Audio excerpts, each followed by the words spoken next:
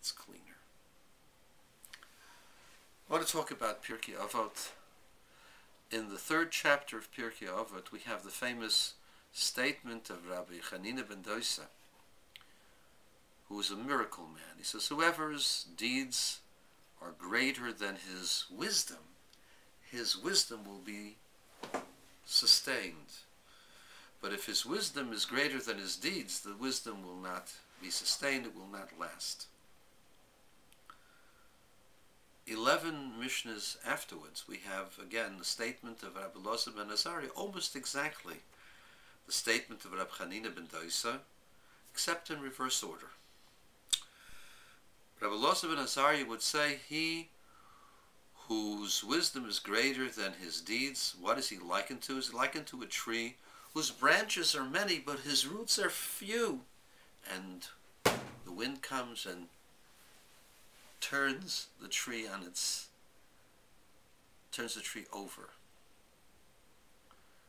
But someone whose deeds are greater than his wisdom, what's he likened to? To a tree whose roots are many and deep, and whose branches are few, but is never afraid of any kind of a lack of water, because those roots penetrate down to the aquifer and will never stop issuing forth fruits. And all the winds of the world will never be able to push that tree down. They're talking about the same thing. Why is it necessary to be repetitive? Wasn't it good enough to either have Rabbi Chanina ben Dosa's statement in Mishnah 11 or Rabbi Elazar ben Azariah's statement in Mishnah 22? They seem to be redundant, and in fact, you would keep Rabbi Elazar ben Azariah's because he gives a wonderful example. Why do we need Rabbi Chanina's first statement? So I'll tell you. Rabbi Chanina ben Dosa was known for his piety, and so one could criticize him and say, well, he's just a fruma bobe, not a great scholar.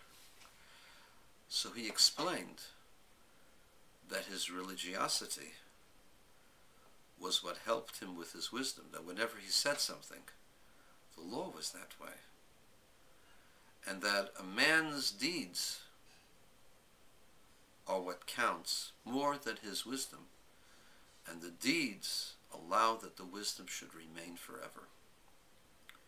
And so Reb Chanina was not just defending himself, but telling students forever, don't try to be a smart guy, try to be a good guy.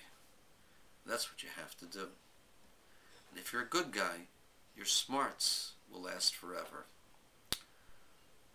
Rabbi Elazar ben Azariah works the opposite way. He was the most precocious student in his time. At age 16, according to the Yerushalmi, he became the head of the academy of men who were more than 5 times his age. Men with white beards, men who were seasoned in the knowledge of Torah and logic that beyond our comprehension. And yet he was as great as them in wisdom. And so one could have thought that he was greater in his wisdom than he was in deeds because he was a young person. How much could he have done? So he says, no. You should know that if my wisdom lasts, it's because of my deeds. Don't think that because I was precocious that I ever deviated from the maxim that your deeds should be greater than your wisdom. That's the way we could explain it. But I think there's an even greater lesson. You see, a person must first be a good person, an honest person, a religious person, before he becomes a wise person. Then, when he studies wisdom, his wisdom will be the proper kind of wisdom that will not be lost.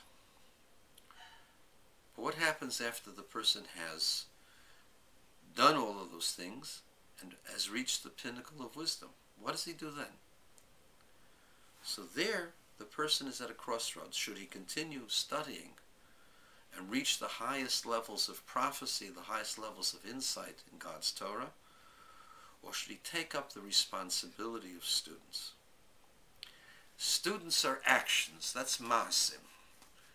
If you take the responsibility of students, you don't have time for yourself for your own studies. You have to worry about where they're sleeping, where they're eating, their personal well-being, their personal feelings and needs. You have to answer their questions. The more students you have, the more headaches you have.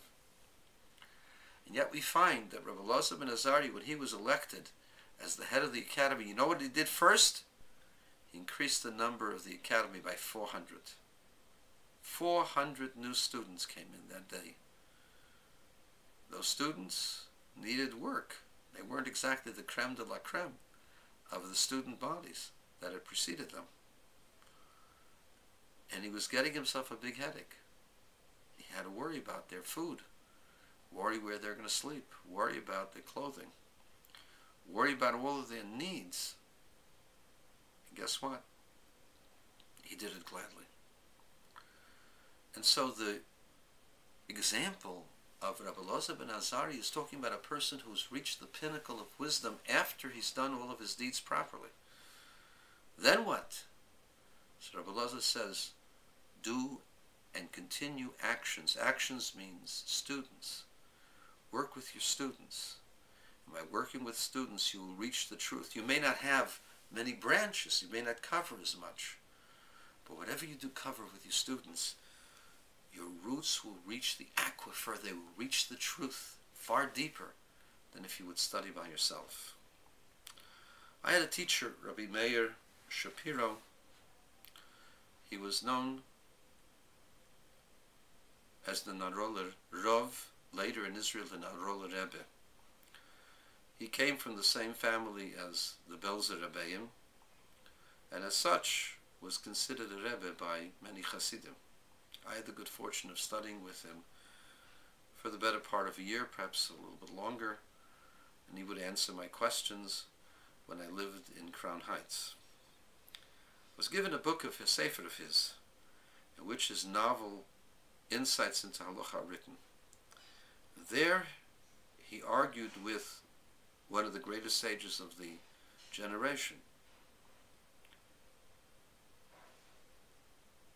And he proceeded to wipe the floor with that great sage. Why was he meritorious to be in those parts where he studied greater than anyone else? Because he always studied what the student needed to study.